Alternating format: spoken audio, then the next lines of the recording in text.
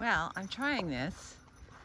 It's the morning and I'm taking the dogs for their walk, and I'm bringing you along because I really need to talk out loud to somebody. I need to think about this in an organized way.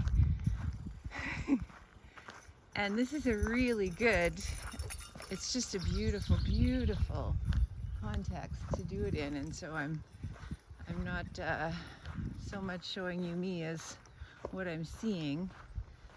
And what I want to think about is my feelings and layering the way that I'm experiencing this walk is just a really good example of how buried they are. So when I look around as I'm walking, I think there's the first thing I'm really looking for, because of my mind, are the signals of safety.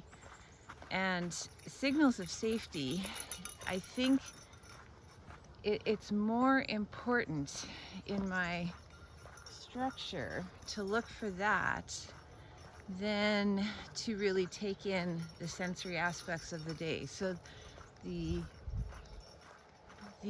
signals of safety that I'm probably picking up rather unconsciously are how calm and still it is, how there aren't other people out and about, how my dogs are listening to me so I don't need to do a lot of recalling. I've got my bug spray on. That might be a really physical thing, but it matters. And even the fact that I can leave the yard and feel pretty much okay about everything back there holding its position. All right, girls. Bye me. Good girl, Joy. Good girl, Kyrie. Bye me. There we go. There we go. I think I can show you guys. All right, let's go. Bye me. Kyrie. Over here. Over here. There they are. Good girls. Good girls. So we're heading to the road, and they need to be at a heel, which, because I have two dogs, is not truly a heel. It's just they need to be on my left side. So, you guys. Bye me. Anyway, so safety signals matter to my mind so that I have the space. And this is the first layer, right? You guys. Good girl. The first layer is safety, because Kyrie, by me. Somebody's excited. There you go. Because my body can't really take in stuff that is not safety related until my mind gives the okay. And that I know from Kyrie, by me, from OT land, is that there's two pathways for every sensory system. One is the defensive one, which is fast. You guys, by me. Joy, leave it. Joy, Kyrie. Good girls. One is the defensive one, which goes to fight or flight, and the other one is the learning one, which goes to the parasympathetic places in our brain where we actually, take it. Kyrie, by me. Take in, this is a good test of their distractibility, because I'm talking to you. They are way less connected to me. So interesting. Hey, by me. Yep. So the learning, the curiosity, Joy, the ability, obviously my safety sensor, Kyrie, are not letting me talk very much. Here. Good girls. We'll just do a little bit of a release. All right. Free. And off they go. So, yeah, so safety is required for me to be curious. And without enough safety, I'm just going to be scanning for threat, as I should. I need to keep myself safe. And so part of me is a little bit vigilant out in the forest because of the bears, and also because I could run into people, in which case I need to have some control of my dogs. And this happens so rarely that it's not a very high level vigilance, but you never know.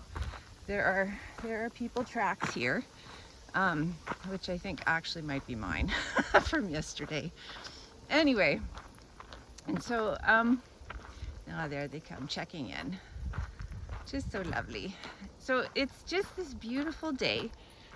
Safety is intact.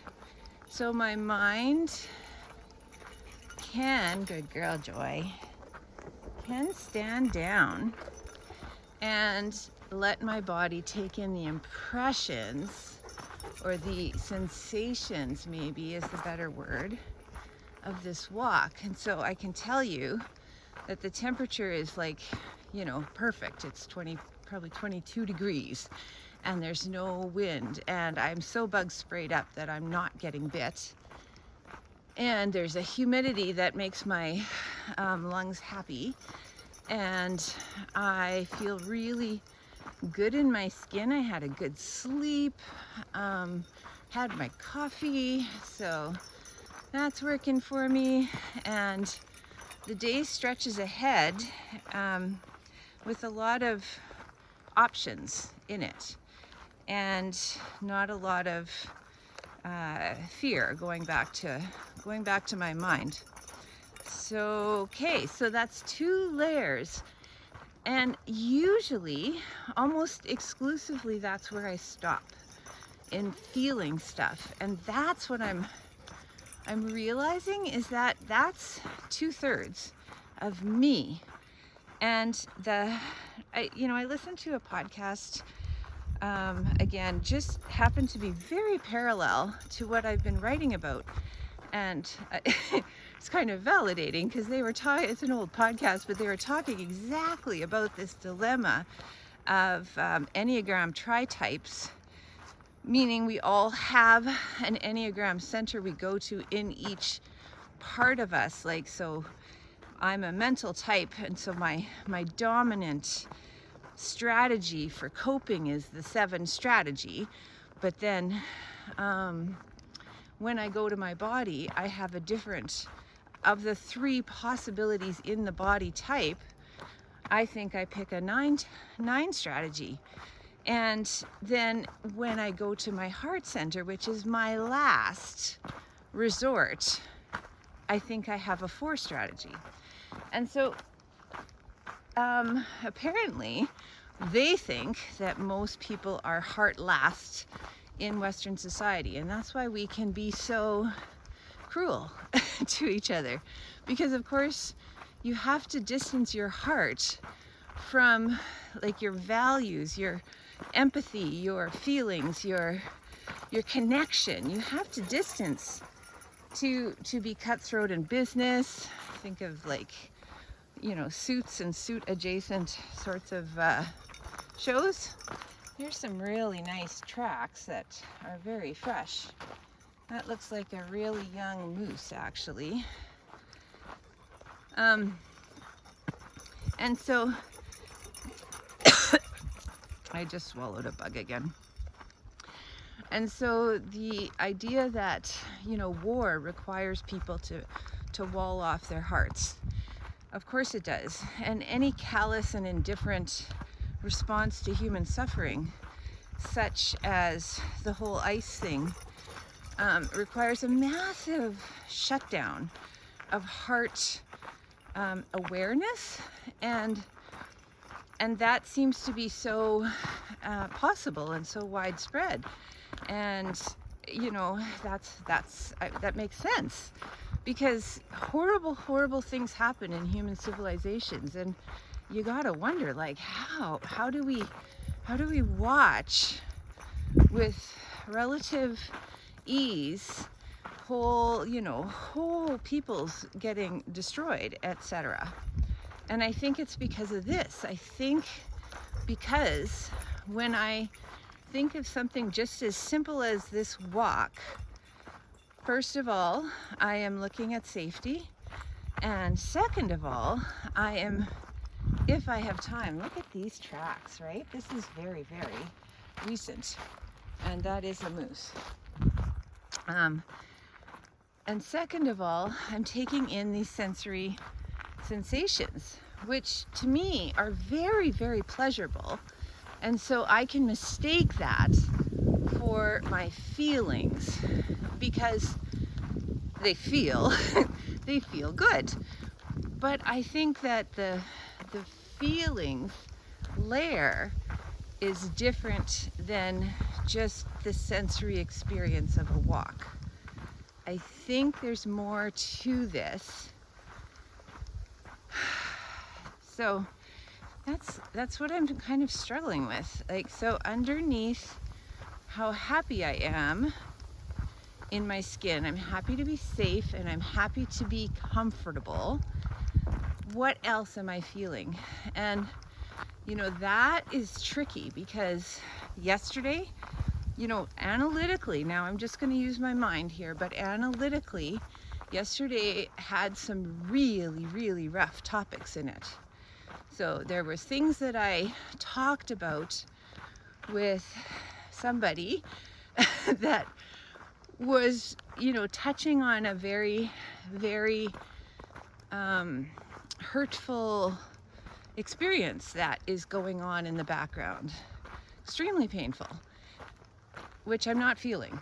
I really am not feeling. I didn't feel it during the conversation. I was busy cleaning the barn while I was talking, and I was not feeling. Couldn't feel. I couldn't afford that energy. Hi, Joy. Good girl. And then later on, had to deal with a caregiving emergency, which was, you know, flat out being right next to human suffering, like at a high level. Suffering with a capital S. And again, that is normalized in my life.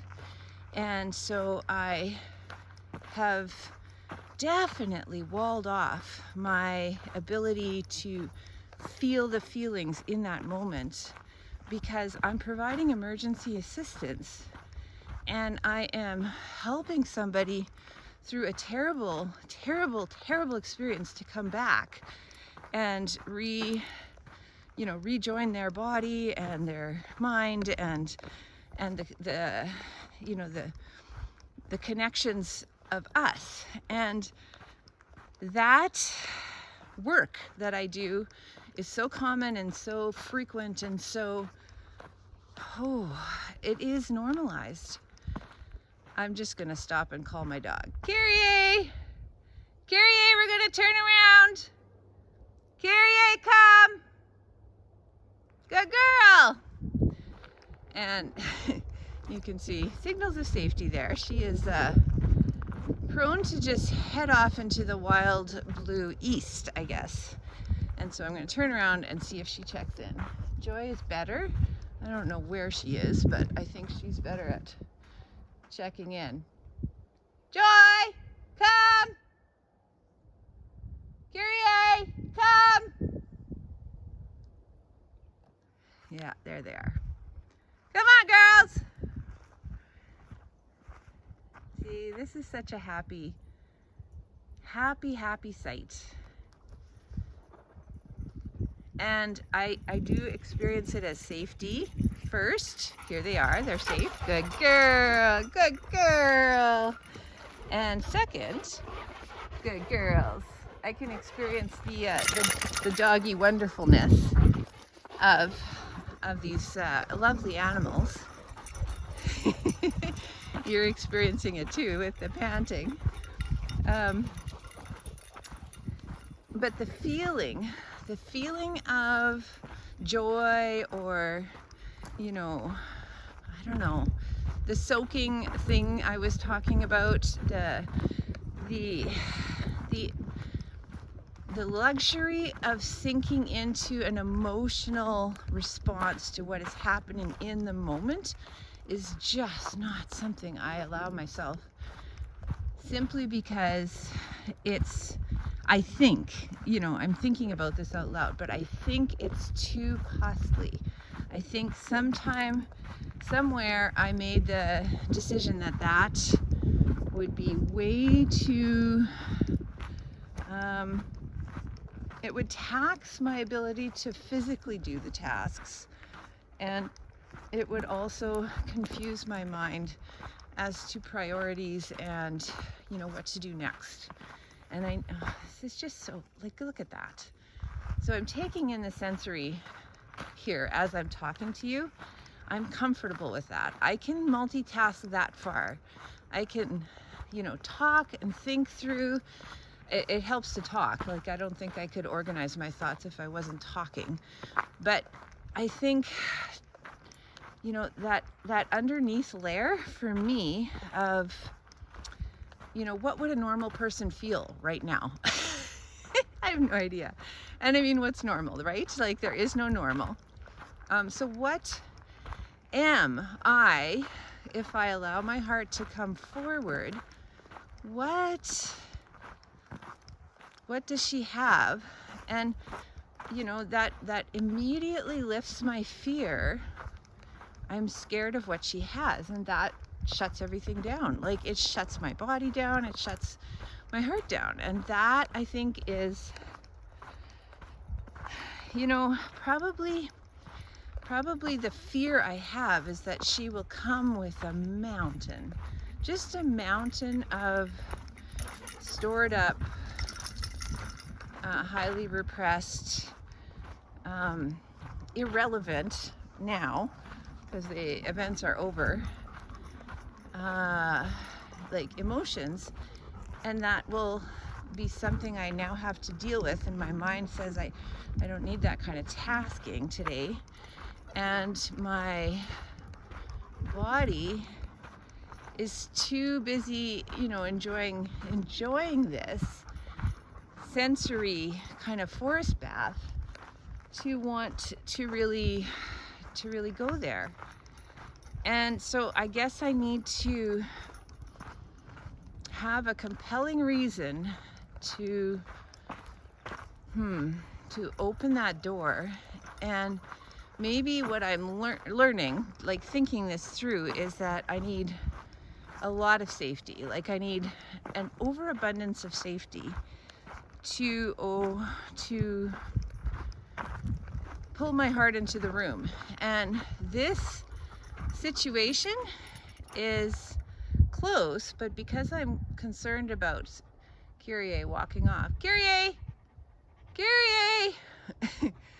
and disregarding my recall, it's harder to let myself dive into a feeling. I need to look after these animals. And that's kind of my experience in general. It's I'm always looking after somebody else. There's always the dogs, or the horses, or the people, or the future people, or the past people, or whatever.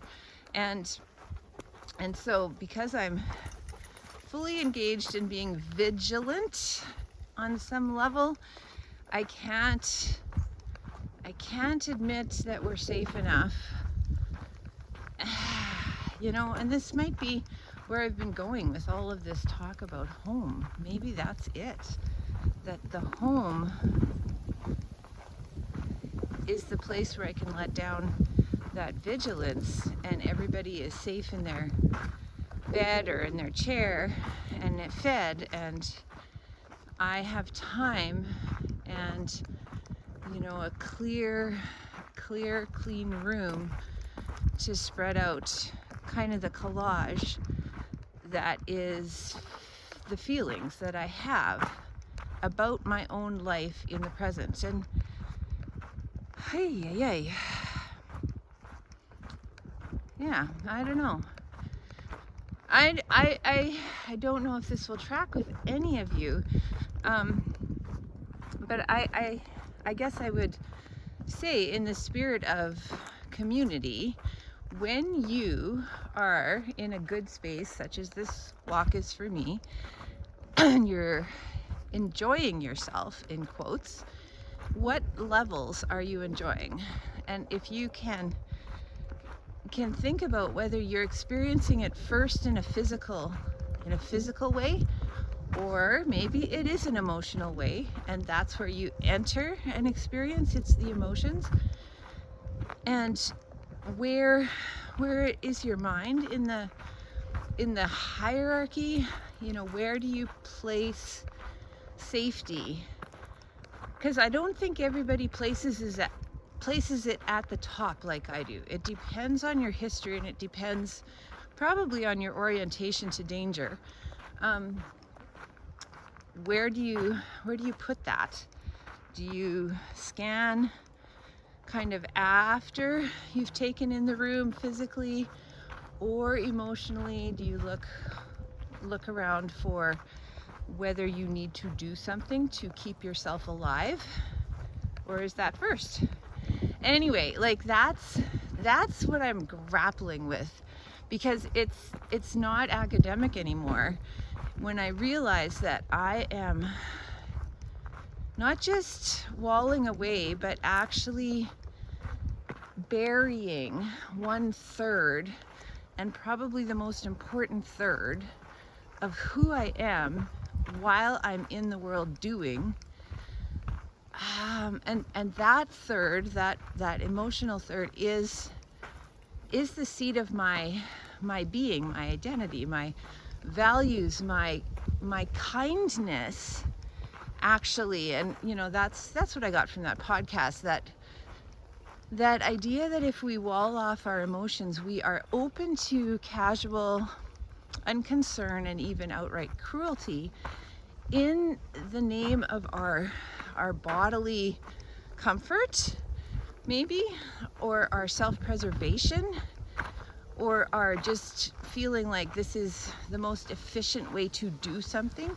So those are very, mental and physical calculations. They are not values-based. They are not maybe letting me decide, is this something I want to do? Is this who I am? Is this who I want to be? Because there are other options out there. It's possible to do stuff inefficiently, expensively, on a money level, and slowly, and still be moving forward, and in fact moving forward in alignment with who I am. And that's good girls. So this is where we rejoin, and they're good girls. Bye me. What a good dog. Joy. Bye me. We'll see how they do now that they've had their run around. Okay, let's go. Bye me. Good girls. They're so cute. So here we are on the road. My vigilance has just gone way up.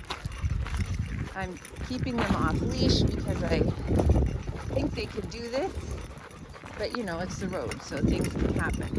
Joy. Good girl. So Kyrie is doing excellent. Joy is doing fairly good. She goes ahead, and Kyrie tends to go drop behind, although not today. Good girls.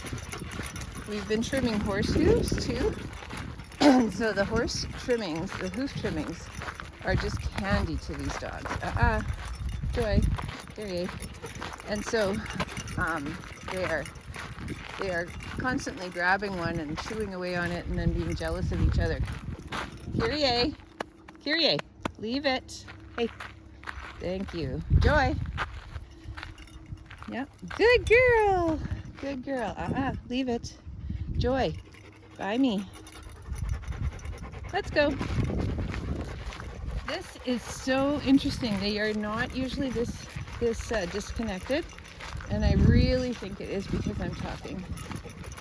And they feel that split in attention.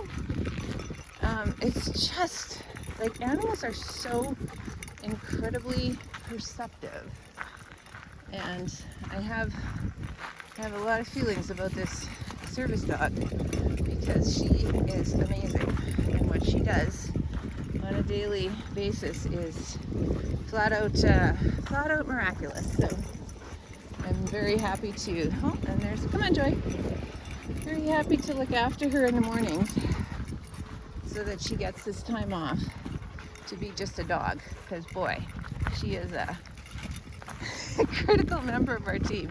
Joy, come on girl, by me, by me.